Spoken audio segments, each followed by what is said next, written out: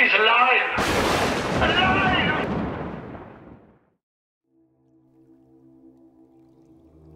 Many people shy away from working at hospitals because of the sheer nature of the work.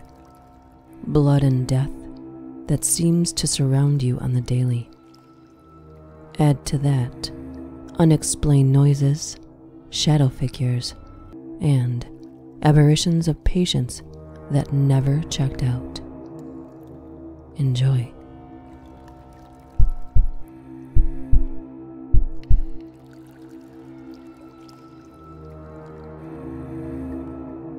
I used to work in a state institute for developmentally disabled.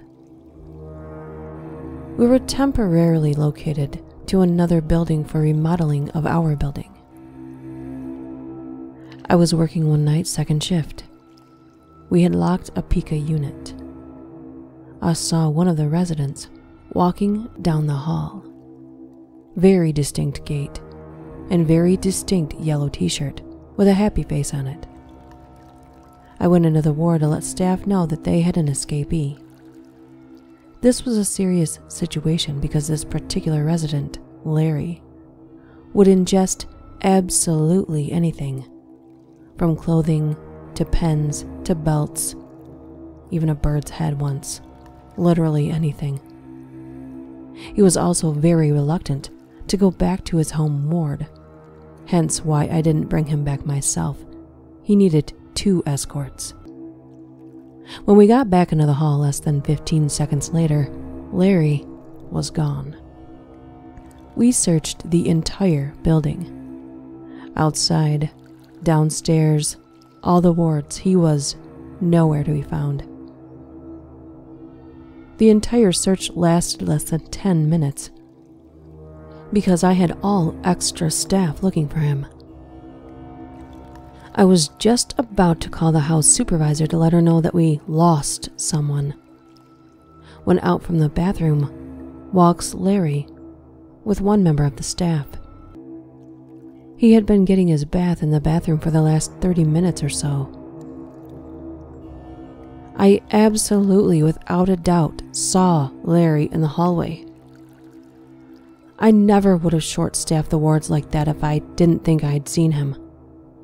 Very distinctive walk, look, clothing. They all thought I was crazy. Come to find out the next day, after the story goes around that I'm crazy, Larry had an identical twin brother who died in that very building 10 years before.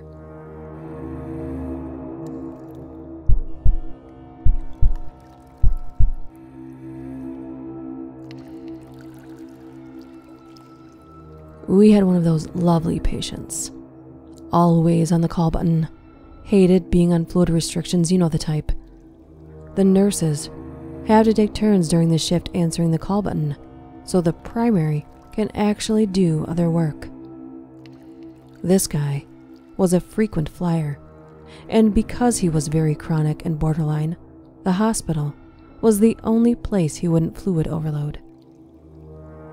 I was working my 7 p.m. to 7 a.m. shift. He had died at 8 p.m. The look on his face of blame and fear, as if to say, "How could you let me die?" The family had come and gone by 9 p.m. The funeral home was gone by 9:30 p.m. At 10 p.m., the call button starts going off. I was there. I saw it. The call button was going off every 5 minutes. One of the nurses was a very spiritual girl. And about 2 a.m., after 4 hours of this, Mary snaps. "Enough!" She walked down to the room and practically screamed into the empty room. "Mister, you have died. You can't be in here bothering us anymore. Move along. In the name of Jesus, I'm exorcising you from this plane of existence. Go to the light and be happy." And I kid you not, the call button stopped going off then and there.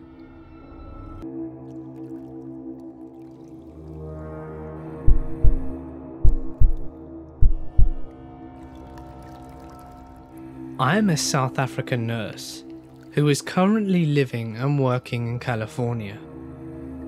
The weirdest thing happened to me one night when I was working the night shift back in South Africa. I had a patient who I thought was playing with his IV and causing me no end of headaches.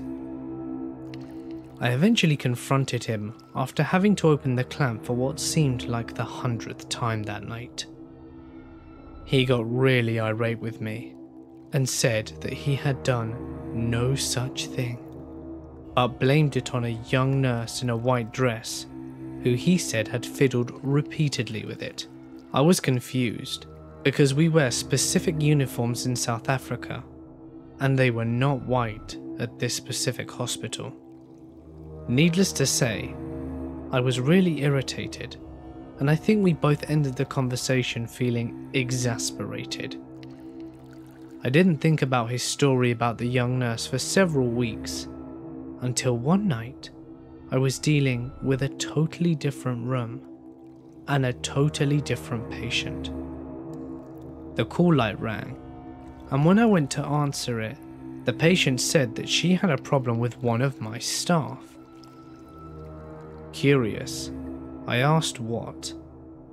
He said a young nurse in a white uniform was standing quietly in the doorway of the dark bathroom, staring at him, and it was freaking him out. At this, my hair stood on end, but I reassured him that he must have been dreaming and checked the bathroom just to be sure there was nothing there. As much as I hoped to see this ghost nurse, I never did manage to catch a glimpse of her.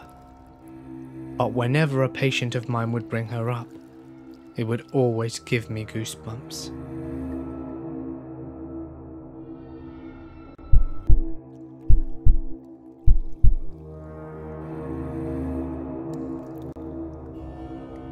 I was working my regular 7 to 7 night shift in a bone marrow transplant unit with one other nurse. We had 5 patients, and it was 3:30 a.m. My coworker had just come out of room 4, and I startled her as she came around the corner. She had been emptying a urinal when the bathroom door had closed on her, which of course freaked her out, and she spilled urine all over herself. She proceeded to tell me that there was a young gentleman who had been in that room who had died a rather gruesome death.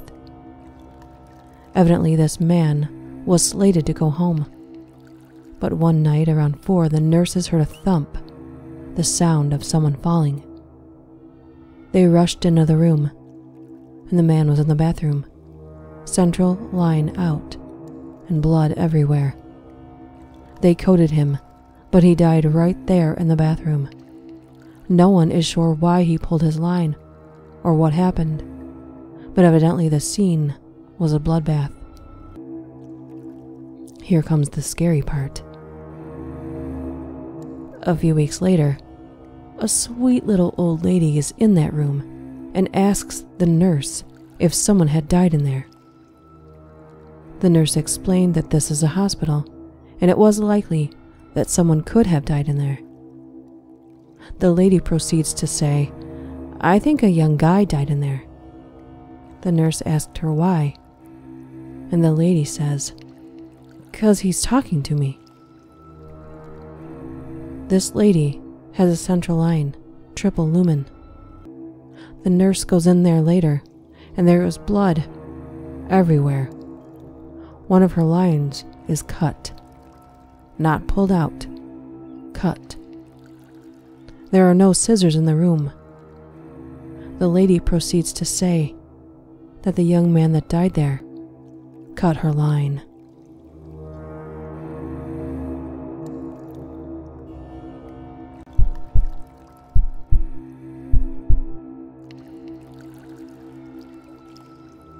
When I worked in a nursing home, there was an elevator between the levels, as well as the stairs at the far end.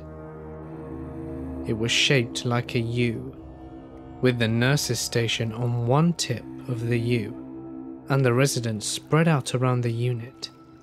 So hypothetically, you could see all the exits and stop any confused residents.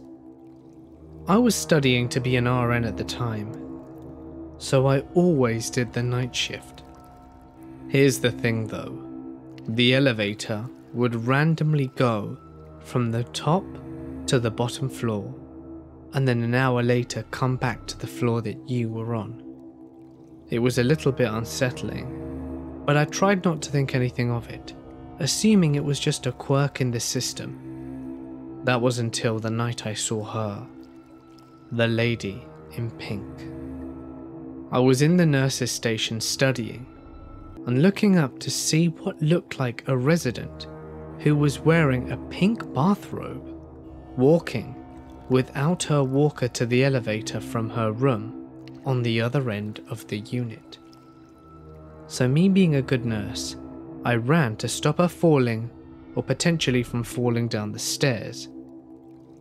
But here's the thing, I get there and she's not there. So I check her room and find her asleep, wearing something completely different in her bed. That was a bit creepy, not only because she didn't actually have enough time to get back to her room, but I don't understand what I saw. Then as I'm walking back, I notice the call button is lit up. The elevator opens, and then the door closes, and the elevator moves with no one in it. Thoroughly freaked out, I tell my co-workers in the morning, and they tell me that it's the lady in pink. They go and recount the tale of this huge Samoan guy who worked there for 2 weeks doing night shifts until he saw the lady in pink and promptly quit.